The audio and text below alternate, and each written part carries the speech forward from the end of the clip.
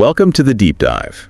We're here to go, way beyond just skimming the surface of important books and ideas. Yeah, our whole aim is to really dig in and pull out those core insights, the big ideas that can actually help you grow both personally and professionally. So if you're looking to unlock that real power from what you read, moving past the basics to find strategies that genuinely drive success, you are definitely in the right place. And today, we're diving deep into Brené Brown's work on leadership.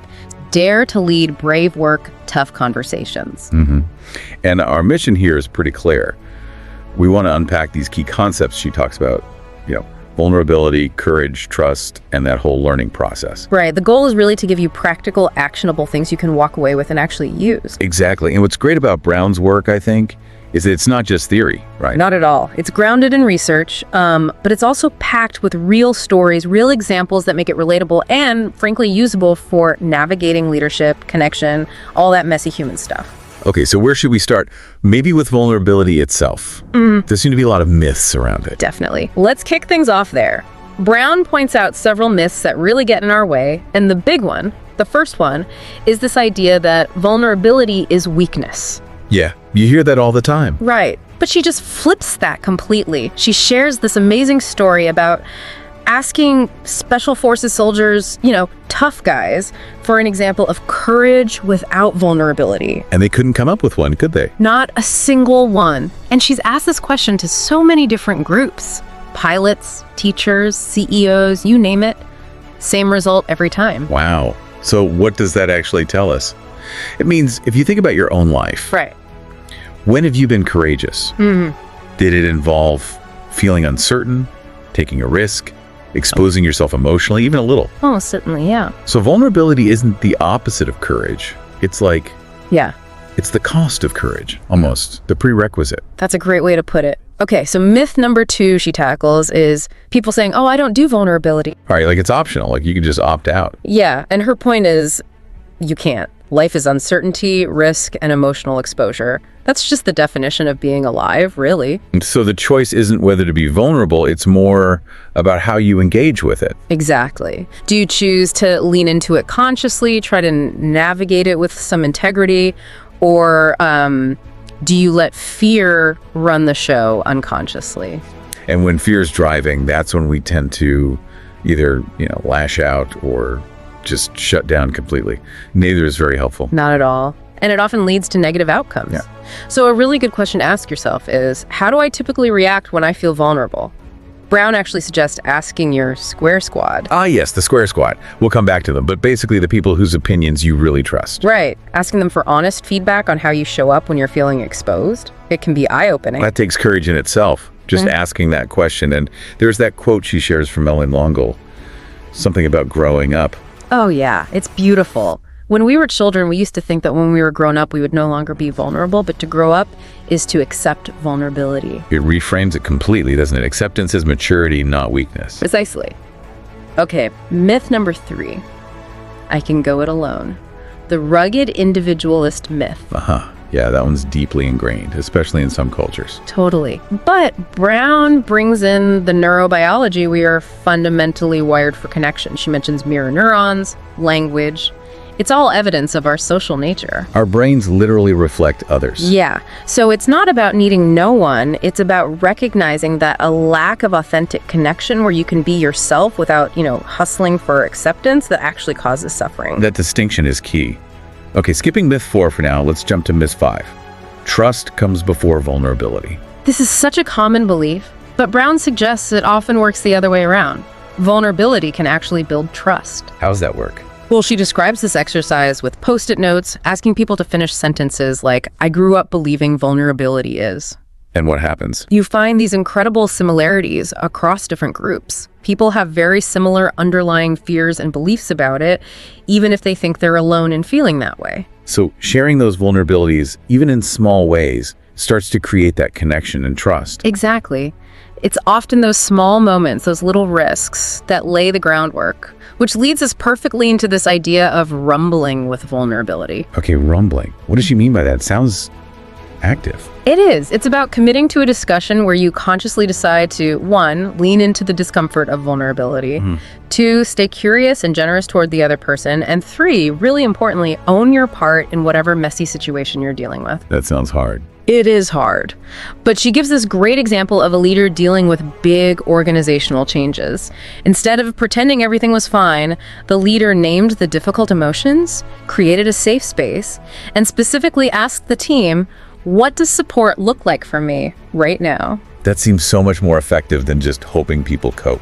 Absolutely. And it highlights the value of creating psychological safety. Even just spending, say, 20 minutes intentionally building that safe container can make all the difference for having those tough, vulnerable conversations productively. And that question, what does support from me look like? It's so simple, but powerful. It moves beyond vague offers of help. Totally. It creates clarity, accountability. It's the opposite of what she calls fake vulnerability. Ah, okay.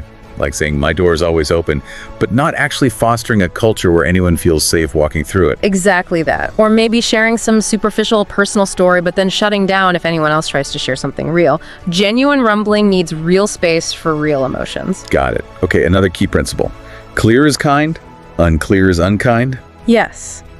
This one sounds so simple, but it's profound. We often think being indirect or avoiding tough conversations is being nice. But it actually causes more problems. Often, yeah. Things like half-truths, not setting clear expectations, talking about people instead of to them. Brown argues that's actually unkind because it leads to confusion, mistrust, and wasted energy. She tells that story about getting feedback on her time estimates, doesn't she? Yeah, she tends to be optimistic with timelines, and someone gave her feedback about the impact. Instead of getting defensive, she got curious. She used that tell me more approach as a rumble tool. Which is a great example of leaning in, right? Right. Using curiosity to understand instead of defending. Exactly. It shows how asking for clarity, even when the feedback is tough, leads to growth. Okay, let's shift to armored versus daring leadership. Armored leadership. That sounds defensive. It is. It's driven by fear. Often that feeling of I'm not enough, which then makes us put up armor, like needing to prove I'm better than everyone else. It's that self-protection mechanism. Right. And it reminds me of that Joseph Campbell quote Brown uses. The cave you fear to enter holds the treasure you seek. Meaning the scary stuff, the vulnerability, the tough talks, that's where the real growth and connection lie for leaders. Precisely.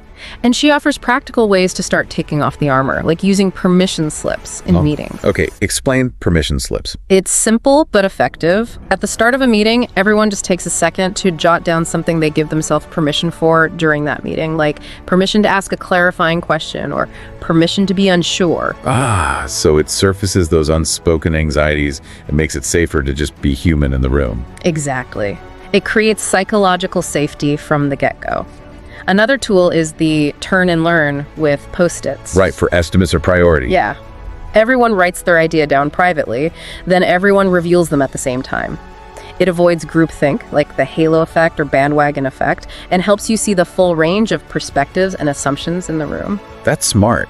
It forces you to consider different viewpoints rather than just jumping to conclusions or following the loudest voice. Yeah. She also talks about the danger of binary thinking, like pitting departments against each other. Yes, that us versus them mentality, like operations versus marketing. It's so limiting.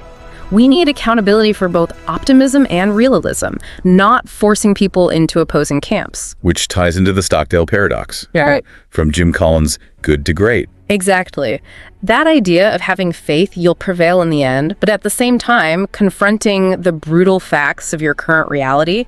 Brown calls it gritty faith and gritty facts. Holding both, not just blind optimism, not just doom and gloom. Right. And through all this, the constant theme is owning your part. In any rumble, any tough conversation, it's almost never just one person's fault. So what does this look like in practice? Leading with vulnerability. She shares Colonel Dee Dee Halfhill's story. Yes, Colonel Hatchell's experience is powerful. Using direct language, naming tough issues, asking hard questions, and then really listening to the candid answers, even in a military context. It shows vulnerability isn't weakness, it's strength. It really cuts through that whole, oh, that's just kumbaya stuff, dismissal some people have. Totally. These are courageous, sometimes difficult conversations that actually build trust and effectiveness. It's not about being soft, it's about being real. She even suggests Reading parts of the book with your team and discussing it. What are the benefits? What are the fears? It's a great way to start building that shared language and understanding, because the alternative, the cost of not doing this, the distrust, the disconnection, it shows up in productivity, engagement, performance. The costs are real. And she dives into specific types of armor people wear. Perfectionism, for example. Right. And it's crucial to differentiate perfectionism from healthy striving for excellence. Perfectionism isn't about high standards. It's usually driven by shame, by fear of judgment. It's a defense mechanism. Like trying to be bulletproof so no one can criticize you. Exactly. And then there's things like foreboding joy, not letting yourself feel good because you're scared something bad will happen, or numbing. Using things like food or work or alcohol or just constant busyness to avoid feeling uncomfortable emotions. Yeah. She has that great tip about the walking shoe picture. As a reminder, am I eating because I'm hungry or because I'm feeling something I don't want to feel? It's about building awareness. And that victim or Viking mentality. Ugh, yeah. That false dichotomy where you're either crushing everyone or being crushed. Leading from that place makes genuine connection impossible. So the antidote is moving from always knowing to always learning. Yes. Cultivating curiosity. Naming the issue directly. Prioritizing learning, rewarding questions, not just answers. And being aware of using cynicism or sarcasm as armor too. It might feel clever, but it often erodes trust. Definitely. Okay, this brings us to a really core framework. Yeah. The braving inventory for trust. Right. Trust isn't just a feeling. It's built on specific behaviors. Braving is the acronym. Exactly. It stands for boundaries, reliability, accountability, vault, integrity, non-judgment, and generosity. Okay, let's break those down quickly. Boundaries. Respecting others' boundaries, stating your own clearly, asking when you're unsure. Reliability. Doing what you say you'll do. Consistency. Super important. Accountability, owning your mistakes, apologizing properly, making amends, not blaming or making excuses. Vault. This one's about confidentiality, right? Not sharing information that isn't yours to share. Protecting confidences. Crucial for trust. Integrity, this is a big one. Choosing courage over comfort. Choosing right over what's fun, fast, or easy. Yeah, and actually practicing your values, not just talking about them. She suggests finding an integrity partner to help keep you honest. That's a great idea. Non-judgment. Being able to ask for help and offer help without judgment, and sharing feelings without fear of being judged for them. Interestingly, she found leaders who ask for help are often trusted more. That's counterintuitive, but makes sense. It shows humanity. Okay, finally, generosity. Extending the most generous interpretation possible to others' intentions or words or actions, but importantly, with boundaries. You can't be generous if you're feeling resentful. So it's a whole constellation of behaviors. Yeah, and she uses that marbles in a jar metaphor. Trust is built through small, consistent actions, adding marbles one by one. Big betrayals, take out a whole handful. And it starts with self-trust, right? Trusting ourselves first. Absolutely, that's the foundation. Which leads us into the process of dealing with setbacks. Learning to rise. The rising strong process. 3 parts. Yep. The reckoning, feeling the emotions, getting curious about them. The rumble, owning the story you're telling yourself about what happened. And the revolution, writing a new, more empowered ending based on what you learned. The reckoning starts with just noticing, right? Tuning into your body. What am I feeling physically? Exactly, because often we try to offload the discomfort immediately. She talks about chandeliering. That's when you overreact wildly to something small because you've got stored up emotion. Yeah, like hitting the ceiling. Or numbing, perfecting, blaming. Always we try to avoid the reckoning. But the key insight here is about the stories we make up. SFD's shitty first drafts. Yeah. In the absence of data, our brain creates a narrative, often a worst-case scenario, to make sense of things. And the rumble is about questioning that first draft. Reality checking. Yes. Asking yourself, what more do I need to understand? What assumptions am I making? We need to circle back and get the real story. She uses Melinda Gates challenging her own imposter story as an example. So powerful. And the gap between our SFD and the reality we uncover, that's the delta. That's the delta. That's where the key learnings are. She shares a personal story of using this process herself during a really tough time. It makes it very practical. You can even use it with teams. What SFDs might be at play here? What do we need to circle back on? Absolutely, because when you own the story, you get to write the ending. If you deny it, the story owns you. Okay, shifting gears slightly. The arena metaphor, Theodore Roosevelt. Yeah, the man in the arena. It's not the critic who counts, it's the person actually in the arena, daring greatly. This connects to her idea of the square squad. So the square squad isn't everyone you know. Definitely not. It's that very small group of people whose opinions truly matter because they love you for your imperfections and they'll call you on your stuff. They're in the arena with you, or at least care enough to give honest feedback. So feedback isn't about listening to everyone. It's about filtering for those trusted voices. Exactly. Whose opinions are you actually going to let in? Be intentional about that. That makes sense. Okay, operationalizing values. Making values real. Yeah, moving beyond just having values listed on a wall somewhere. It's about defining what those values look like as specific, observable behaviors. Like for her own organization, be brave, serve the work, take good care. They define what those actually mean in practice. Right. What does be brave look like in a meeting? What does take good care mean for how we interact? It provides clarity, shared language, and guides decisions. Very practical. Okay, nearly there. The assumption of positive intent. This one can be tough. It really can, assuming that people are generally doing the best they can with what they have. It doesn't mean excusing bad behavior. Right, it's not about lowering standards. No, it's about shifting your starting point from suspicion to, okay, maybe there's something I don't understand here. Like the West Point story, move the rock instead of blaming the person struggling with it. It changes how you approach problem solving and accountability. It shifts the basis to respect. Yeah. Finally, the overarching message. Courage is teachable. Yes. It's not fixed. It's a collection of skills. Rumbling with vulnerability, living our values, braving trust, and learning to rise. These are things we can practice and get better at. And vulnerability is the bedrock. It's the foundation for all of it. And we need to teach ourselves and our teams how to fall, how to build resilience proactively, not just reactively after something goes wrong. So equipping people with the skills to be brave, knowing they can handle the setbacks. Exactly. It empowers people to step up, be seen, and lead with more courage. Wow, we covered a lot there. We really did. Okay, let's try and summarize the core takeaways from this deep dive into Dare to Lead. We talked about how vulnerability isn't weakness, it's actually required for courage. Right. And the importance of rumbling, leaning into tough conversations with curiosity and generosity. We unpacked the braving inventory. Boundaries, reliability, accountability, vault, integrity, non-judgment, generosity, the building blocks of trust. And we explored the Rising Strong process for learning from our failures and setbacks, the reckoning, the rumble, and the revolution. So for you listening, maybe take a moment to think. Which vulnerability myths might be holding you back? Who is in your square squad? Are your actions aligned with your core values? Yeah, and where could you maybe practice one element of braving this week? There are also tons of resources on the Dare to Lead Hub online if you want to dig deeper.